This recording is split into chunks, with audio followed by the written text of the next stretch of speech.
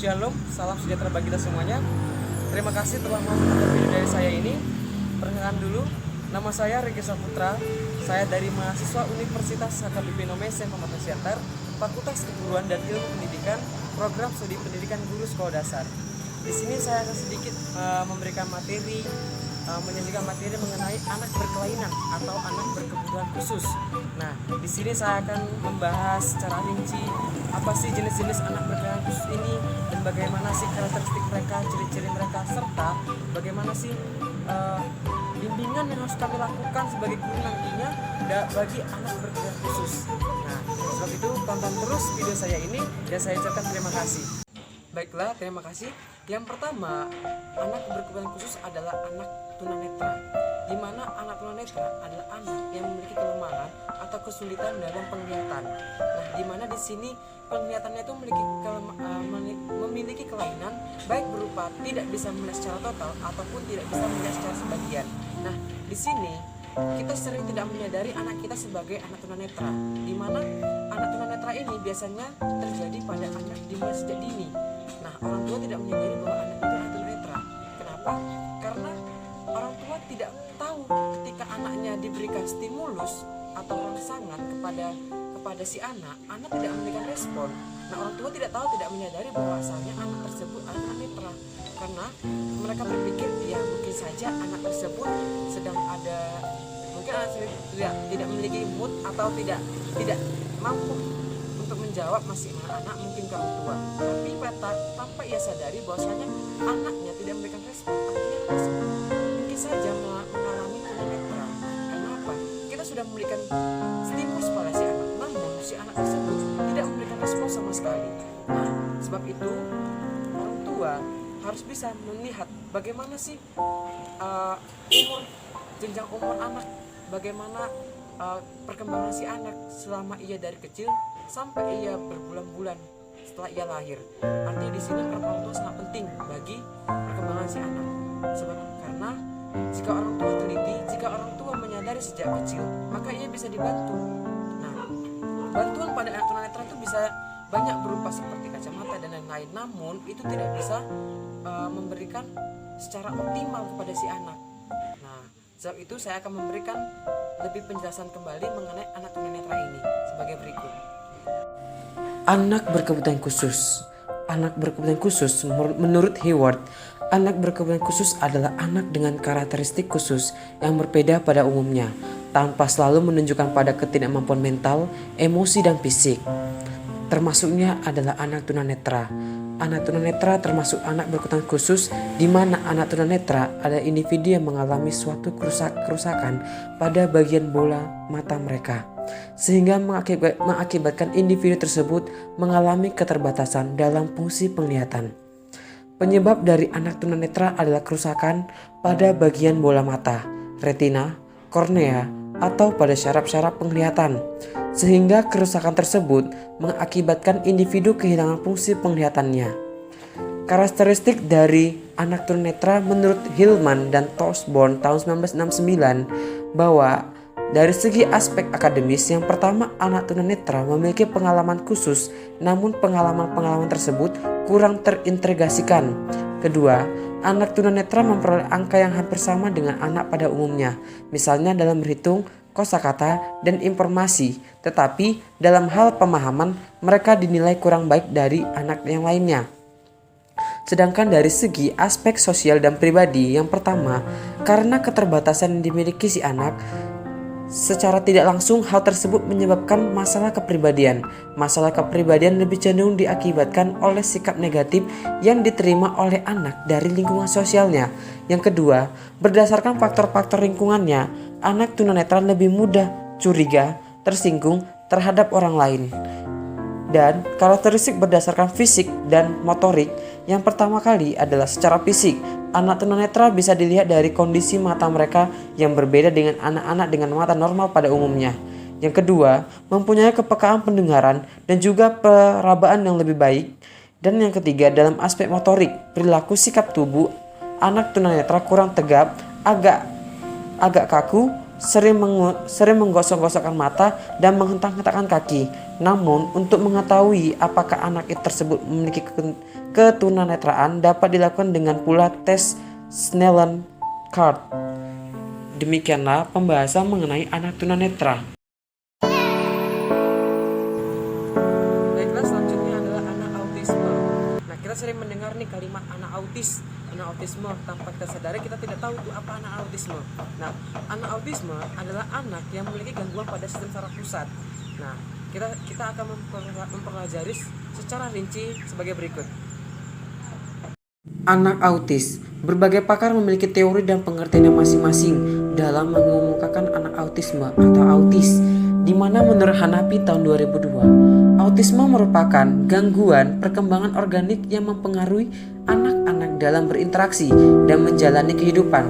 Sedangkan menurut Deb Dignas tahun 2002, autisme merupakan suatu gangguan perkembangan yang kompleks, menyangkut komunikasi, interaksi sosial, dan aktivitas imajinasi. Dan anak autis adalah anak yang mempunyai masalah gangguan dalam bidang komunikasi, interaksi sosial, gangguan sensor pada bermain, perilaku, dan emosi. Penyebab utama dari anak autisme adalah yang pertama faktor genetik atau keturunan, yang kedua faktor gangguan pada sistem saraf, yang ketiga faktor penyakit pralahir. Misalnya saja ketika ia kecil, anak tersebut terjangkit rubella, virus, dan lain-lain yang menghambat sistem saraf. Dan ciri-ciri dari anak autisme adalah yang pertama, tidak peduli dengan lingkungan sekitar. Yang kedua, tidak bisa bereaksi normal dalam pergaulan sosialnya. Yang ketiga, perkembangan bicara dan bahasa tidak normal. Yang keempat, reaksi terhadap lingkungan terbatas atau berulang-ulang. Ya, selanjutnya adalah anak tunadaksa. Ya, apa sih anak tunadaksa itu? Ya, anak tunadaksa adalah anak yang memiliki gangguan pada tulang maupun sendi-sendinya, sehingga ia memiliki kelainan seperti bentuk tubuh yang tidak sesuai maupun struktur tubuh yang tidak sesuai dengan umur atau anak pada umumnya. Jadi, di sini saya akan memperjelas kembali apa sih sebenarnya anak tunadaksa itu sebagai berikut. Anak tunadaksa adalah individu yang memiliki gangguan gerak yang disebabkan oleh kelainan neuromuskular dan struktur tulang yang bersifat bawaan, sakit, atau akibat kecelakaan, termasuk cerebral palsy, amputasi, polio, dan lumpuh. Tingkat gangguan pada anak tunadaksa adalah keterbatasan melakukan aktivitas fisik tetapi masih dapat ditingkatkan dengan terapi. Sedangkan keterbatasan motorik mengalami gangguan koordinasi sensorik sehingga anak tidak mampu mengontrol gerakan fisik secara total.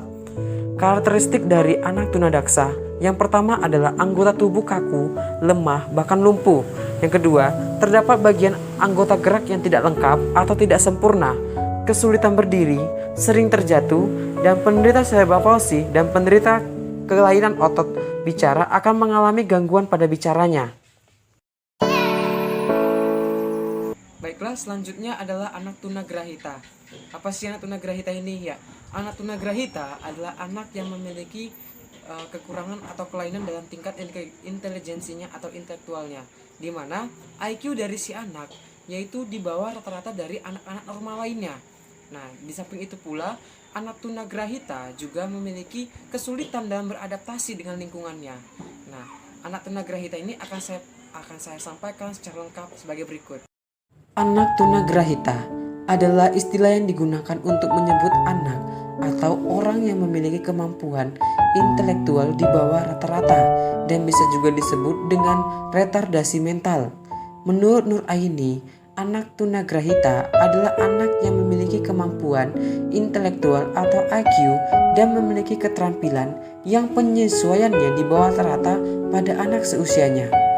Karakteristik dari anak tunagrahita ini adalah: 1. Secara sosial tidak cakap. Yang kedua, secara mental di bawah normal. Ketiga, kecerdasannya terhambat sejak lahir atau pada usia muda. Dan yang keempat, kematangannya terhambat. Penyebab dari anak tunagrahita ini menurut Smith, yang pertama faktor genetik atau yang diakibatkan gen orang tua.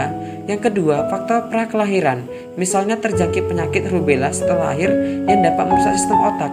Dan yang ketiga, faktor penyebab selama masa perkembangan anak-anak dan remaja, misalnya saja ketika ibu saat mengandung tidak menjaga pola makan. Yang kedua, keracunan saat mengandung. Dan yang ketiga, kerusakan otak pada otak sewaktu lahir, seperti demam tinggi, kejang, ataupun bayi prematur.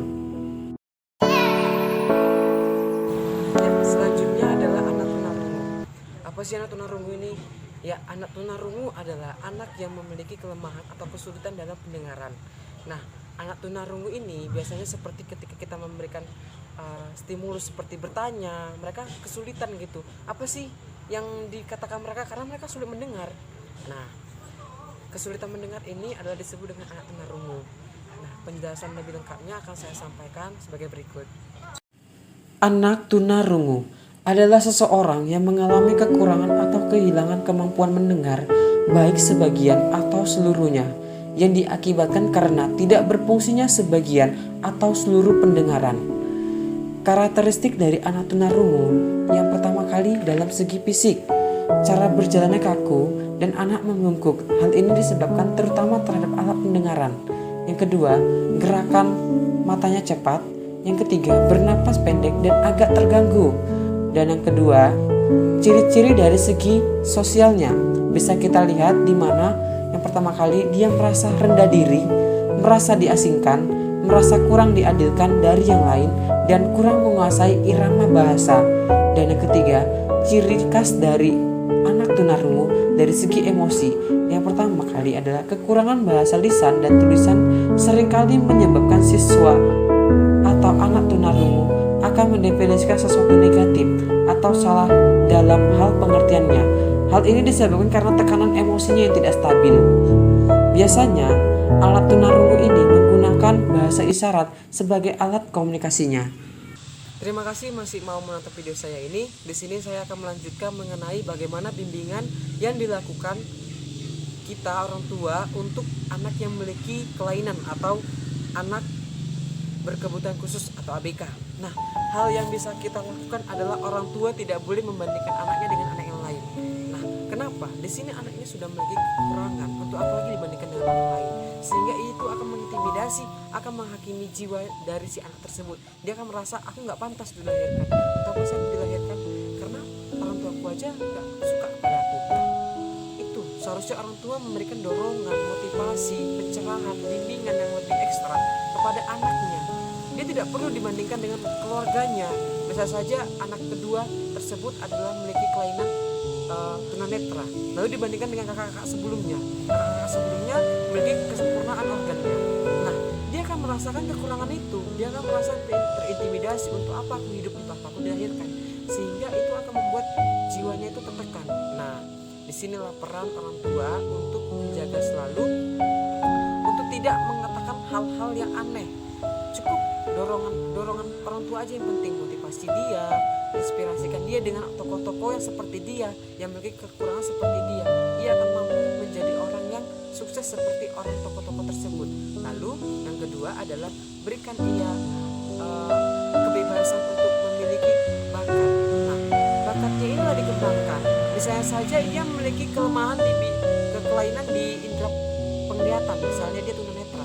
Nah, hal yang bisa dilakukan adalah berikan ia bakat seperti bernyanyi, bermain piano, dan lain-lain. Itu sebenarnya masih bisa, masih banyak lagi hal-hal yang bisa dilakukan bagi anak tunanetra. Nah, begitu juga dengan tunarungu maupun dengan anak-anak kelainan yang lainnya. Nah, berikanlah ia fasilitas seperti misalnya dia hobinya, dia bakatnya itu seperti bermain piano. Nah, berikan ia les ataupun berikan dia bimbingan dalam bermain piano, karena sesungguhnya jika bakat itu dikembangkan maka dia akan menjadi orang yang sukses walaupun dia memiliki kekurangan. Jadi untuk kita yang sempurna ini, untuk kita yang memiliki organ yang sempurna ini, untuk apa kita menjudge atau menghakimi orang-orang yang memiliki kelainan? Karena orang-orang yang memiliki kelainan tidak ingin dilahirkan seperti itu. Kita semua juga tidak ingin dilahirkan seperti itu. Jadi untuk kita semuanya, ayo bimbing mereka yang memiliki kekurangan, ayo cintai mereka yang memiliki kekurangan, karena sesungguhnya kita itu semua sama. Kita semua sama di mata Tuhan, namun kita memiliki bentuk yang berbeda. Demikianlah bimbingan yang bisa kita lakukan kepada orang-orang yang memiliki kelainan atau memiliki anak-anak yang memiliki kekurangan. Jadi jangan hakimi kekurangannya. Seharusnya kita membimbing mereka, berikan motivasi pada mereka, karena sesungguhnya kita ini yang memiliki organ yang sempurna, menyayangi mereka, membimbing mereka. Kenapa? Kita ini semua sama. Demikianlah penjelasan mengenai bimbingan yang bisa dilakukan dalam mengembangkan anak-anak yang memiliki kekurangan baik itu indera pendengaran pendengaran maupun indera penglihatannya dan lain-lain, karena ABK sendiri adalah anak-anak pada umumnya. Kita semua sama, kita semua sama di mata Tuhan.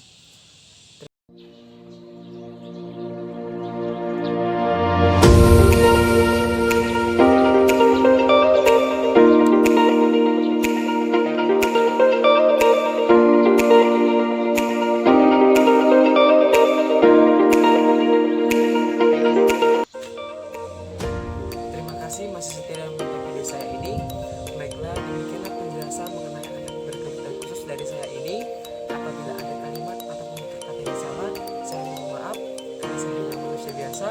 Dan apabila ada kritik dan saran, bisa dikirim ke email saya, di mana alamat email saya itu ini. Saya ucapkan terima kasih. Assalamualaikum warahmatullahi wabarakatuh. Shalom, salam sejahtera bagi kita semua.